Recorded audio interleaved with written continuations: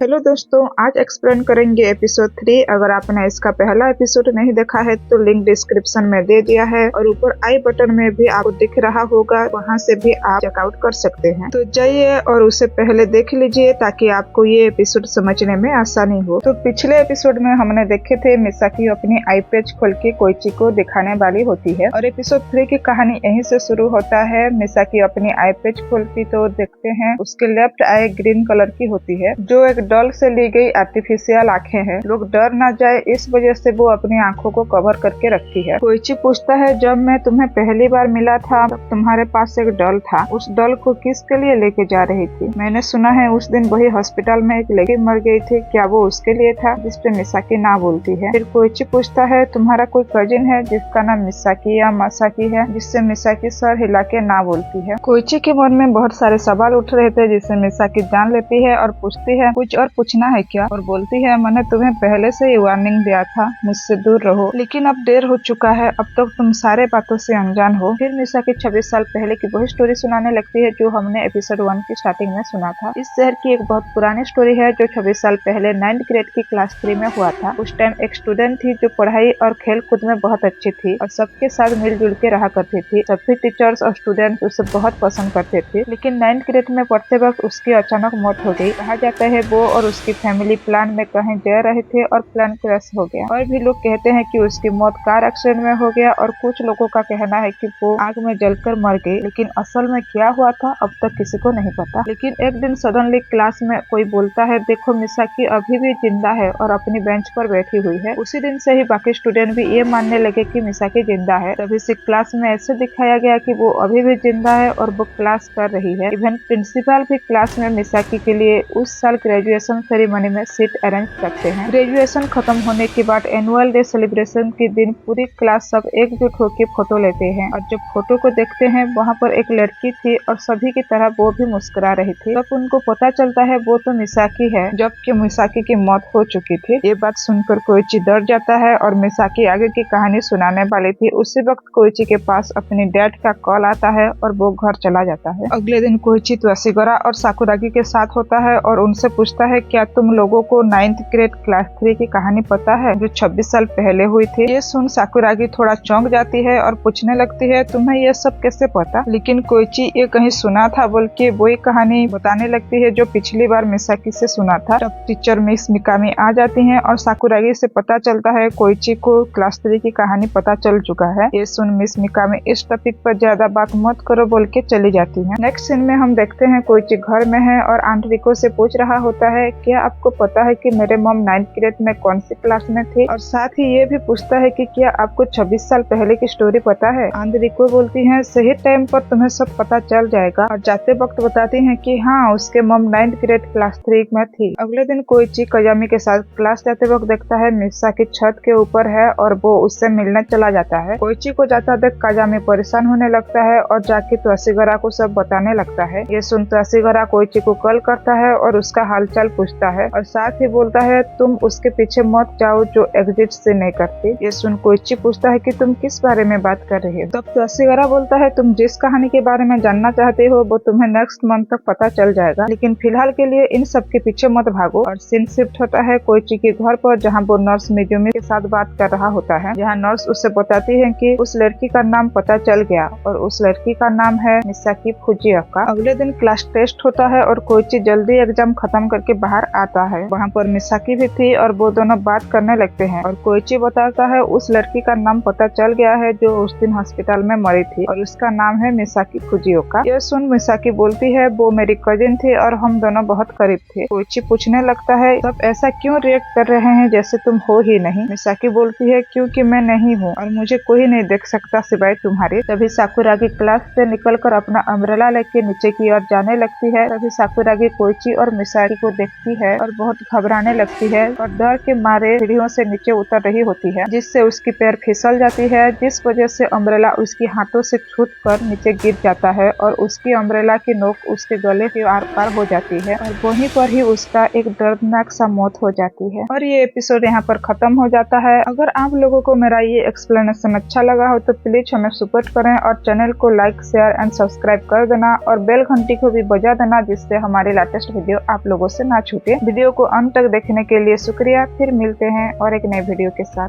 धन्यवाद।